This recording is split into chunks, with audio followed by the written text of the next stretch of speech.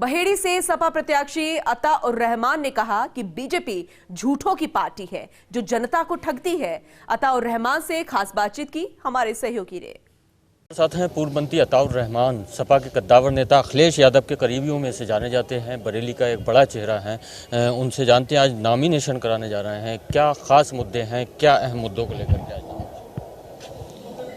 आज मैं समाजवादी पार्टी के बहेड़ी के प्रत्याशी के रूप में आज पर्चा दाखिल करने जा रहा हूं। और मैं सबसे पहले आदरणीय अखिलेश यादव जी का धन्यवाद दूंगा जिन्होंने मुझ पर एक बार फिर से भरोसा जताया है, और मुझे उम्मीद भी है कि मैं उनके भरोसे पे हमेशा कायम रहूंगा, हमेशा खरा उतरूंगा। क्या खास है बहेड़ी? पहले भी रहे हैं आप, मंत्री भी रहे, विधायक भी रहे, बहुत से काम भी कराए, लेकिन अब क्या खास ऐसा है जो नहीं हुआ? मौजूदा विधायक हैं, राज्य मंत्री भी हैं, वो तो क्या नहीं कराया, या क्या वो दावे भी बहुत करते हैं हमने बहुत काम कराए? 5 साल की भारतीय जनता पार्टी की सरकार में कोई काम बहेड़ी क्षेत्र में नहीं हुआ है।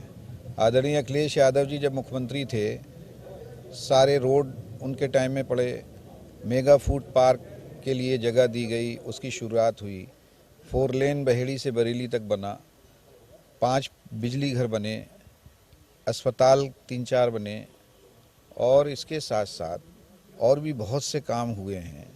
और जो बड़े जो प्रदेश लेवल के काम हैं, चाहे 108 हो, 102 हो, आज अखिलेश यादव जी को उत्तर प्रदेश की जनता याद कर रही है। और हमारे बहेड़ी में तो गड्ढे और बन गए, जो रोड बने हुए थे उनकी सबकी जगह गड्ढे बन गए हैं। बहुत बुरी हालत है। 14 फरवरी का बहेड़ी क्षेत्र के लोग इंतज़ार कर रहे हैं कि कब हमें साइकिल का बटन दबाने को मिले। अभी देखा एक वीडियो वायरल हो रहा है, उसमें केशव प्रसाद मौर्य का विरोध किया जा रहा है। उनके जो बीजेपी के कुछ नेता लीडर जा रहे हैं क्षेत्र में, विरोध हो रहा है, तो क्या कहेंगे उसके? क्यों विरोध? भारतीय जनता पार्टी के सभी नेताओं का क्षेत्रों में विरोध हो रहा है, क्योंकि इन्होंने कोई काम नहीं किया। किसान 750 किसान शहीद हो गए, और जब 750 किसान शहीद हो गए तब मोदी जी ने 3 काले कानून वापस लिए।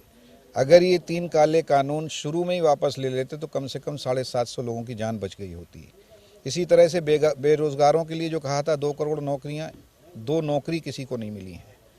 इन्होंने कहा था कि हम गरीबों को, अब कह रहे हैं कि हम राशन देंगे मार्च तक, तो मार्च के बाद क्या खाएंगे लोग? लेकिन इन्हें मालूम है कि मार्च के बाद इनकी सरकार नहीं बनेगी, समाजवादी पार्टी की सरकार बनेगी।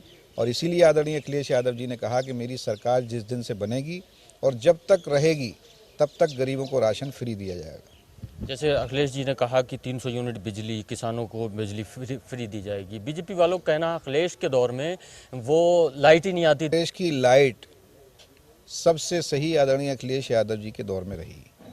इतने ट्रांसमिशन लाइनें बिछाई गई, इतने पूरे उत्तर प्रदेश में लगभग 1000 पावर हाउस बने।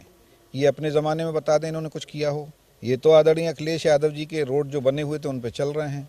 बिजली घर जो लगाए थे, बिजली की जो व्यवस्था ठीक हुई थी, उसको ये लोग अब जनता उसका इस्तेमाल कर रही है। इन्होंने तो कुछ किया ही नहीं है। इनके पास 3-4 ही मुद्दे हैं, पाकिस्तान, तालिबान, हिंदू मुसलमान, इसके अलावा इन्हें कुछ नहीं आता है। अपनी विधानसभा में किससे क्या टक्कर मानते हैं इस बार? नहीं, इस बार बहेड़ी विधानसभा इतिहास रचेगी, और 2012 में भी इतिहास रचा था। 18 वोटों से मैं उत्तर प्रदेश में सबसे कम वोटों से जीतने वाला विधायक था, और अब की इतिहास रचेगी। उत्तर प्रदेश में सबसे ज़्यादा वोटों से जीतने वाली सीट अगर कोई होगी तो बहेड़ी होगी। कोई खास मैसेज जनता के लिए? जनता से यही गुजारिश है कि विकास पुरुष आदरणीय अखिलेश यादव जी को सब वोट दें, जिससे हमारा उत्तर प्रदेश फिर से उत्तम प्रदेश बन सके। ये थे हमारे साथ पूर्व मंत्री अताउर रहमान। साफ तौर पे उन्होंने कहा है कि रिकॉर्ड तोड़ जीत हासिल होगी इस बार। यूपी की नंबर 1 अगर कोई जीत होगी तो ये बहेड़ी विधानसभा होगी, जिसको लेकर के 2 मंत्री आमने सामने हैं। एक राजस्व मंत्री हैं छत्रपाल गंगवार बीजेपी से, और सपा के उम्मीदवार हैं अताउर रहमान जी। अब देखना होगा, बड़ा दिलचस्प मुकाबला है, अब देखना होगा किसके जीत